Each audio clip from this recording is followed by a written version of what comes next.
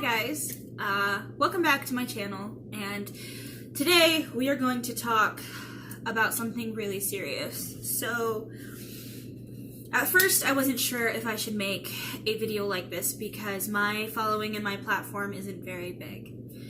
But at the same time, that doesn't matter because I have a voice and I need to use it, and I'm a very mouthy person and I might as well use it, especially when this is a time to be mouthy and to yell and to be heard.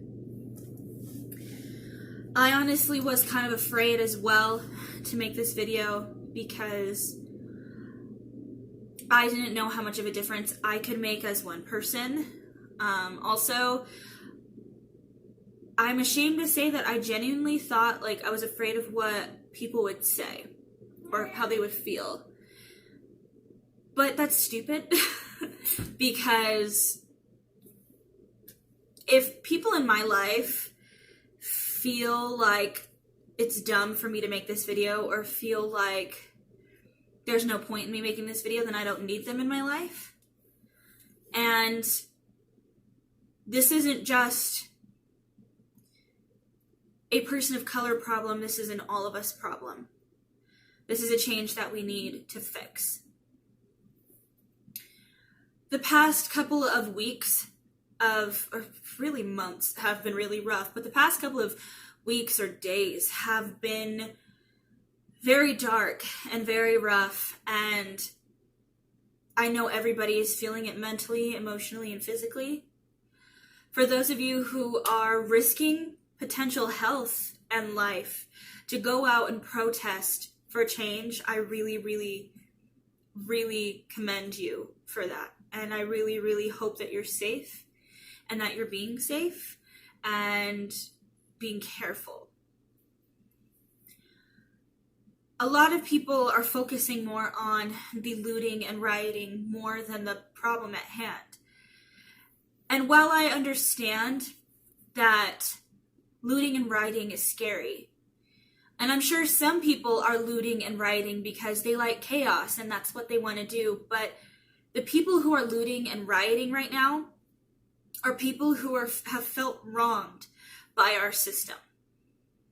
They are reacting the way that they feel they've been treated.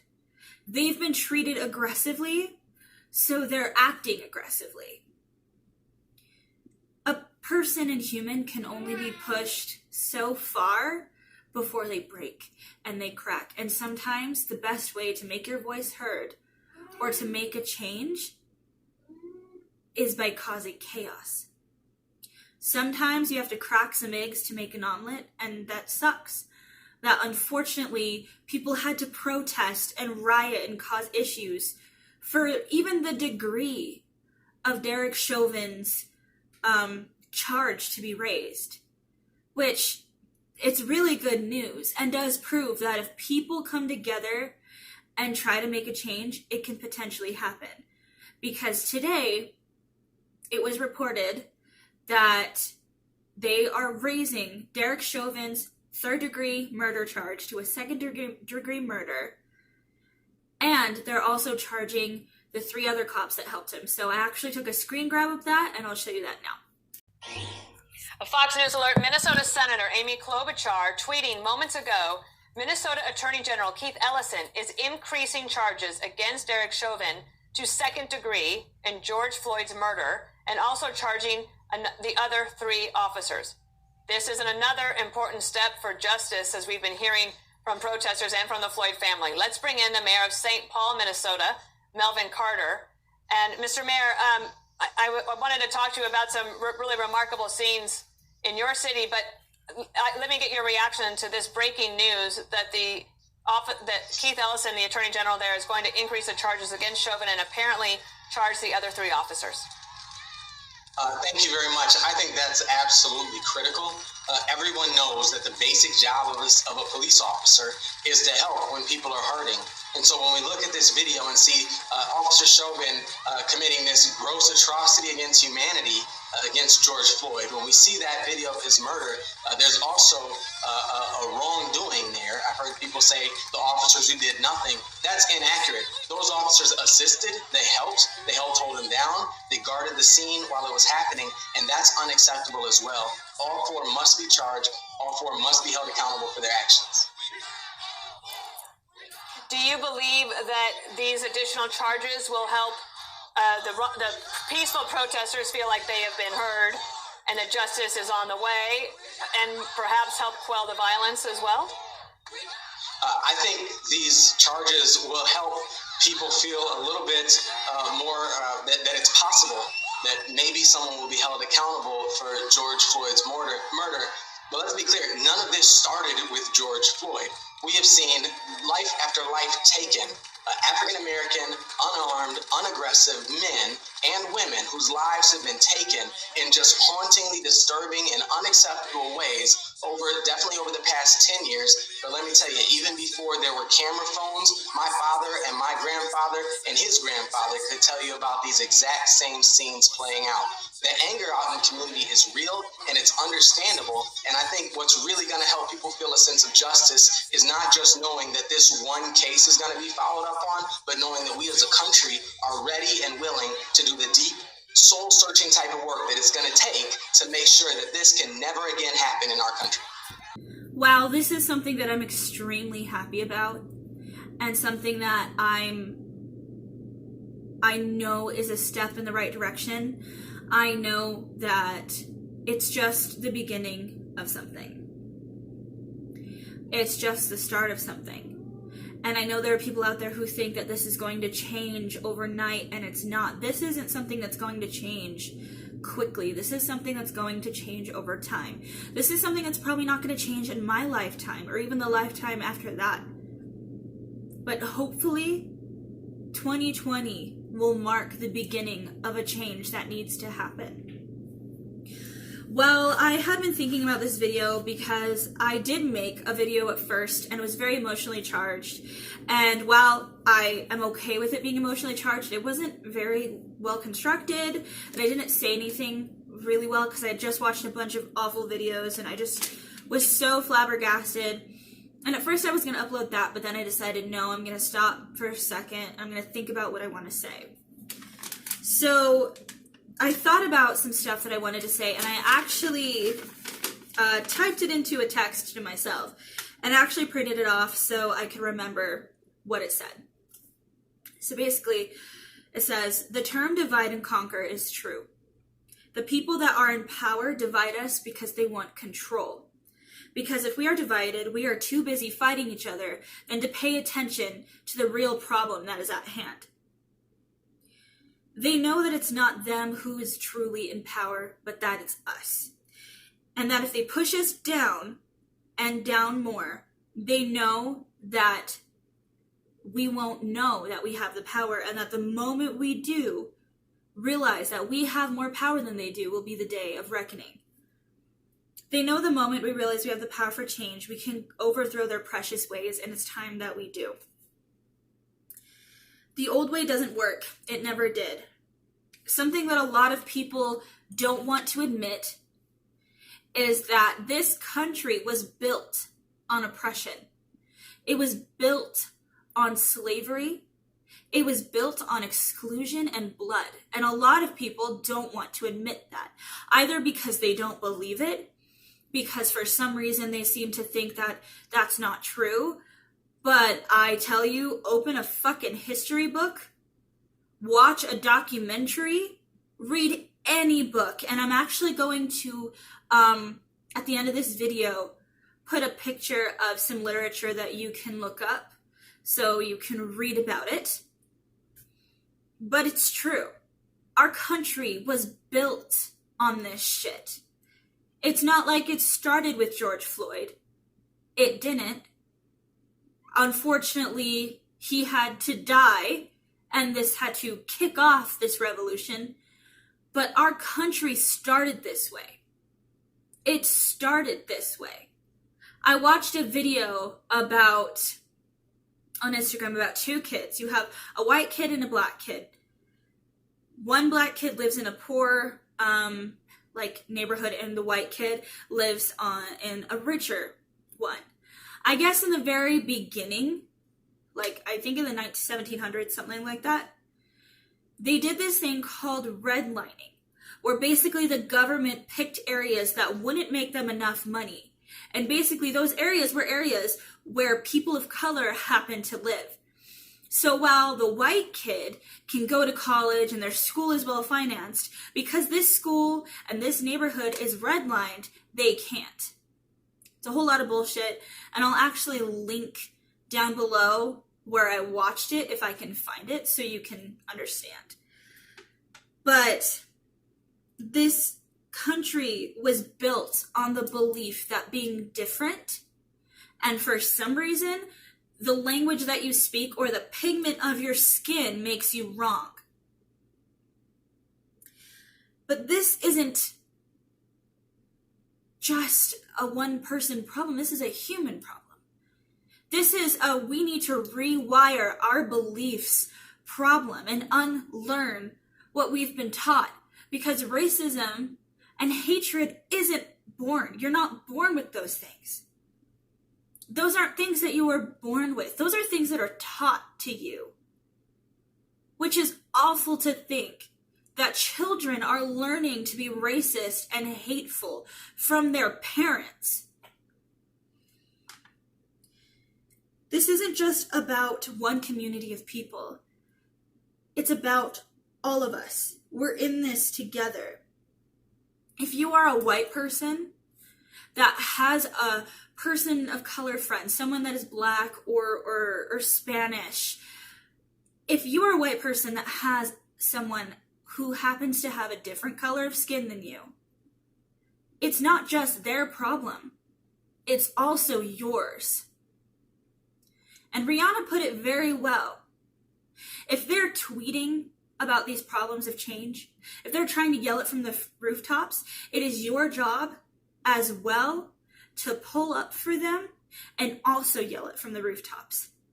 You can't just say you're going to protect them and do whatever you can and be not racist and then not do anything when it's time for you to pull up. You can't just be non-racist. You have to be anti-racist. And while it's scary to go out there and potentially get arrested or tear gassed or get shot with a rubber bullet,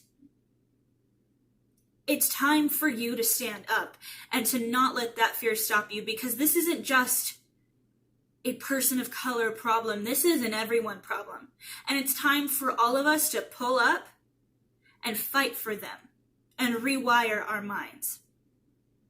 The Merrill twins shared something on Instagram that I really, really liked, and I actually took a screen grab of it, of a woman named Jane Elliott, who put it very, very well, and I will actually put it into here right now.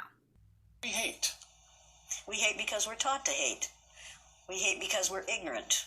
We are the product of ignorant people who have been taught an ignorant thing, which is that there are 4 or 5 different races. There are not 4 or 5 different races. There's only one race on the face of the earth, and we're all members of that race, the human race. But we have separated people into races so that some of us can see ourselves as superior to the others. We thought it would work, I guess. It hasn't worked. It has been bad for everyone. But it's time to get over this business. There is no gene for racism. There's no gene for bigotry. You're not born a bigot. You have to learn to be a bigot. Anything you learn, you can unlearn. It's time to unlearn our bigotry. It's time to get over this thing, and we best get over it pretty soon. I'm an educator, and it's my business as an educator to lead people out of ignorance. The ignorance of thinking that you're better or worse than someone else because of the amount of a pigment in your skin. Pigmentation in your skin has nothing to do with intelligence or with your worth as a human being. It's time to get over that. I found what she said very detrimental. That we are judging people by the pigment of their skin, which is bullshit, because she's right. There aren't multiple races in this world. There is only one, and that is the human race. We need to protect each other and love each other. All this is causing is pain and agony. For what reason? What are we to gain from excluding someone? What are we to gain from causing such hate and pain and murdering people on the streets just because they happen to look different? What do we gain from that? Nothing, other than looking like an asshole. And I'm glad Derek Chauvin is going to be in prison. I am glad his wife is divorcing him. I'm glad those other 3 cops are being charged, because a lot of people are saying that they were just there, that they are accessories to murder, and that is a lie. They helped him.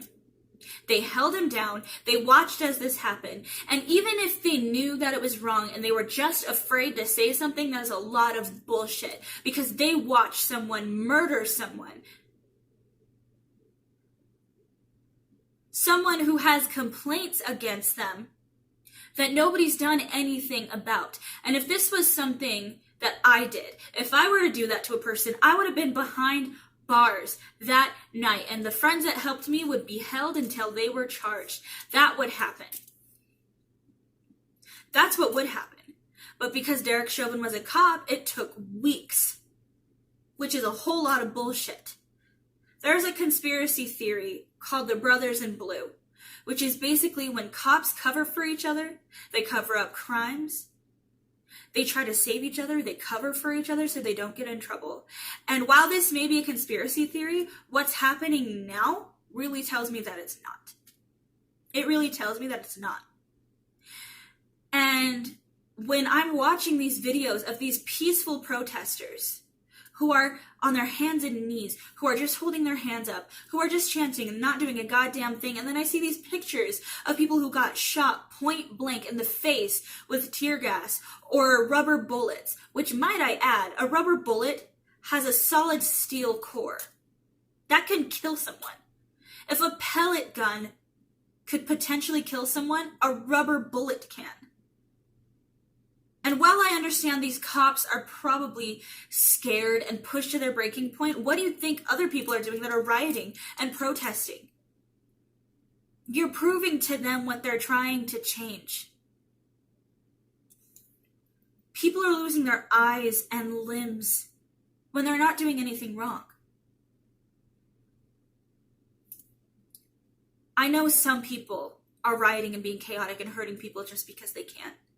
And that really paints a really bad picture for people who are there to protest and riot for all the right reasons. But that's not the point. The point of this is to make change. Systematic change. Change to our laws. Change to whatever laws and rules the cops have. The fact that I can have children and they'll be fine. That I don't have to sit them down and have this conversation about if you're, because of your skin color, you're different and they're going to treat you different is bullshit. The fact that someone who has a black child has to tell their kid, someone who should just be worried about if their chalk painting gets washed away by the rain, they have to tell their child that they're going to be looked at differently because of the pigment of their skin. They have to tell them ways to stay safe just in case they get pulled over. That shouldn't be a conversation that needs to be had. We should all be able to walk outside and be completely safe. We should be able to call a police officer or get pulled over and not feel like we're going to die. Police officers are supposed to make us feel safe. And what's also very sad is all these bad cops are painting a bad picture for those cops who aren't bad. There are a lot of good cops out there. But then you've got cops like Derek Chauvin who are painting a bad picture for those cops. I feel like the cops in my city, in Ogden, Utah, are good cops. Granted, I'm a privileged white woman, so I've never had a bad experience with them. And I did read somewhere that that we don't really have anything in Ogden of anybody being racially profiled, but I mean, I don't know. That could have been covered up, which is entirely possible. But the protest here in Ogden, they expected 30 to 40 people to show up, and there were over 1,000 people.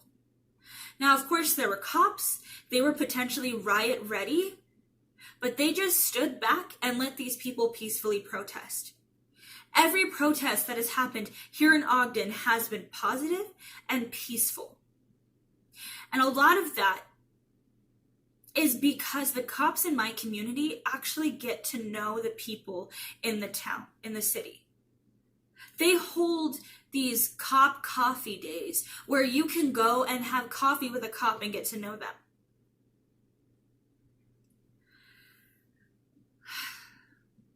And I think that's a lot of the reason why our protest went well and why we don't see as much brutality here.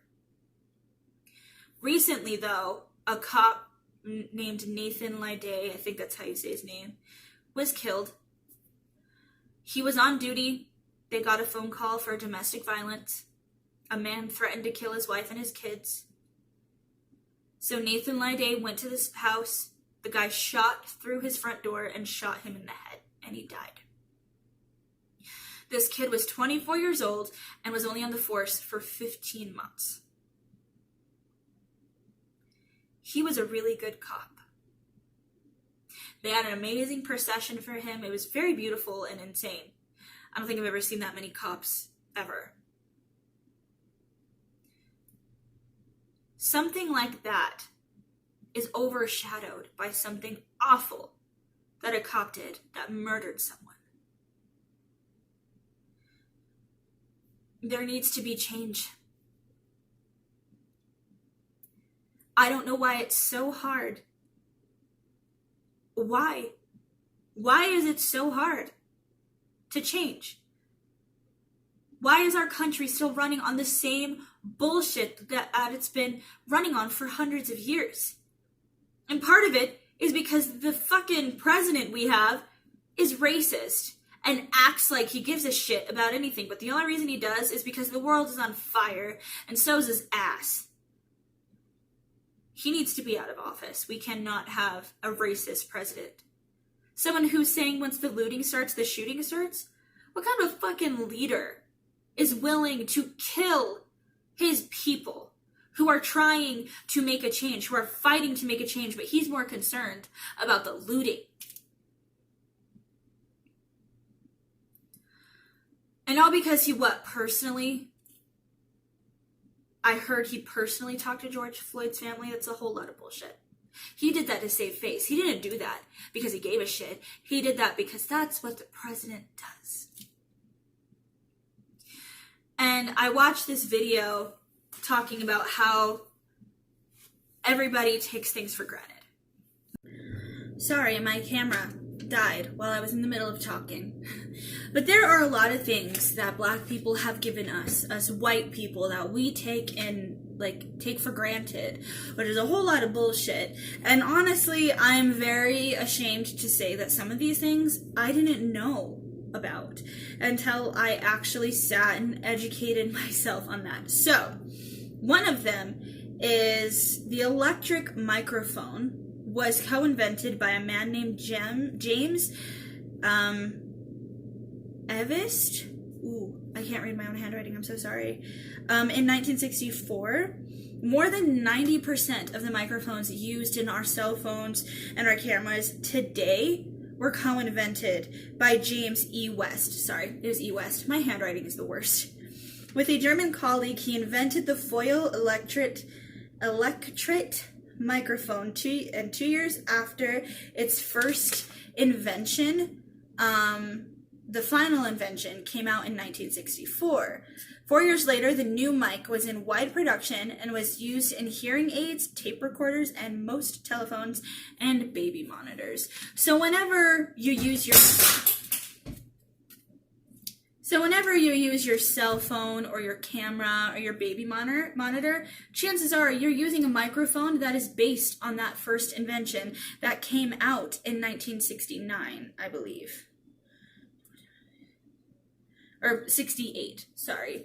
You're probably using something like that. So if you're racist, you should probably stop using those things because you're a bullshit human being and don't deserve to. Another one that was created by a lovely Black woman named Mary Von Brighton Brown in 1966. It's the home security system. It was co-invented by her. She was a nurse, and she lived alone in Queens and was worried about, living there and the crime rate and stuff like that. So she devised an early unit in her home. In 1966, she invented a system that used a camera that could slide into and look through 4 peepholes in her door, and the camera view would appear on a monitor in her home. She added a microphone to it so she could talk to people, a button to unlock the door, and a button to contact the police if anything happened. She and her husband took a patent out for the system and were eventually awarded the patent 3 years later in 1969. Home security systems commonly used today, took various elements from her first design. So again, chances are if you're someone who has a home security system, it took elements from Mary Von Brighton Brown's system that she created back in 1966. And this was a Black woman. The reason I'm giving these examples is there are inventions that were created by people of color that have been outshadowed, probably because white people thought they weren't important enough to share. There's so many beautiful things given to us that are taken for granted, like the stoplights. 3-way stoplights, I believe, were either invented or co-invented by a Black man. The board that you use the thingy on, the ironing board, was created by a Black woman. Like, these are things that people either don't know or people don't care about. Like, genuinely, I didn't know that. It didn't really even occur to me to think about that. And honestly, I don't really think about, I just don't think about it. And that really makes me feel really guilty that was something I didn't think about. And I'm really glad that I took the time to educate myself and really figure that out. I've taken the time to really educate myself on this problem because I didn't want to come on here and make a video about a lot of bullshit. I wanted to come here and talk about something that mattered, and I didn't want to sound stupid. Now, I am always open for conversation, and I'm always open for re-education. I think knowledge is power. People have a tendency of destroying and attacking the things that they don't understand, or it's easier to pretend that you know everything instead of accept the fact that you don't. And I want to be educated. I want that knowledge. I want someone to sit me down because this is something I will never understand. As I said before, I am a privileged white female. I will never understand what it's like to be afraid to go outside or to get pulled over. I'll never understand that. And I think it's ridiculous and so sad that the color of your skin really changes the way the world treats you and the way the world looks at you. I watched a video, I think it was a TikTok, that was saying, the white privilege test, which is basically, she was listing off things that people of color go through, and I think it was Twitch and his wife, talking about how, if someone has racially profiled you to think that you were stealing something, put a finger down. If someone's crossed the street to avoid you because of the color of your skin, put your finger down. If you've had a conversation with your kid about the color of their skin and how they're going to be treated, put a finger down. Those things shouldn't even be a thing. It shouldn't. You should be able to go into a store and shop like everyone else. You should be able to walk down the street and not have people look at you like you're a criminal just because of the color of your skin. That's stupid. This is all so dumb. There needs to be a change. And that starts with us. We need to get up and raise our voices and scream it from the rooftops. We need to fight for the people we love, our brothers and sisters. We stand together. We are one family. And as long as we stand together, we can make a change. As I said before, divide and conquer is a thing. So we cannot allow them to divide us. We cannot allow the people who are in power to try to control us by dividing us into groups. And while this change with Derek Chauvin and those other 3 officers has happened, this is just the beginning. This isn't the end. This is the beginning. This is the first step to change. We cannot go quiet. We cannot be silent. We cannot give up. We can't look at this and think, oh, it's over, because it's not. It's not over. It's not going to be over for a long time. But we have to continue to fight and not be afraid to. Because this isn't just a person of color problem. This is a human problem. It's not just a racism problem. It's a human problem. There is only one race on this planet, and that is the human race. And we need to stay united and fight for each other. So you need to decide 10 years from now, are you going to be that person that's sitting on your couch? You didn't do a damn thing about anything? Or are you going to be that person that knows when you read this in history books and see videos that you were one of those people that stood and fought and yelled and screamed? I want to be one of those people. I want to look back at 2020, pour myself a drink, and know that I was part of the change. That I tried to do as much as I could and will continue to do until my throat burns and is ripped apart. I will scream until I am made to stop. And even then, even if I'm dead, I won't stop. It's the time for change. It's 2020. The fact that we've been continuing to do this still is a whole lot of bullshit.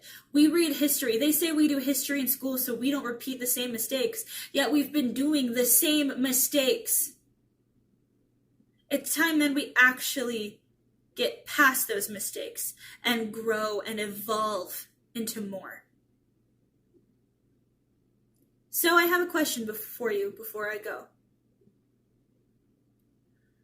Are you going to sit there and be complacent? Or are you going to pull up? Now, while this video was a little more constructed than my last one,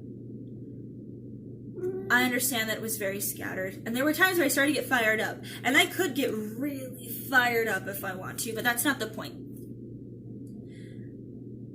That's not the point. The point is for change, to fight for change. Black Lives Matter. They do. They are no different. It's about human rights. And just because the color of their skin doesn't mean they're less human or that they deserve less rights. And it's up to us to change our system and make the world safe for everyone. Not just for a specific group of people, but for everyone. If you're out there protesting and you're putting yourself out there, please be safe. If you can, wear a face mask so they can't identify you. Protect yourself. If things start to go awry, get yourself out of there, because there have been so many people who have been injured. And if you want to riot to make a point, please be careful. Please. That's all I ask. Be safe. fight for justice. Thank you for joining me in this video. I'm not gonna ask anything else. I'm just gonna say thank you for joining me in this video. Thank you.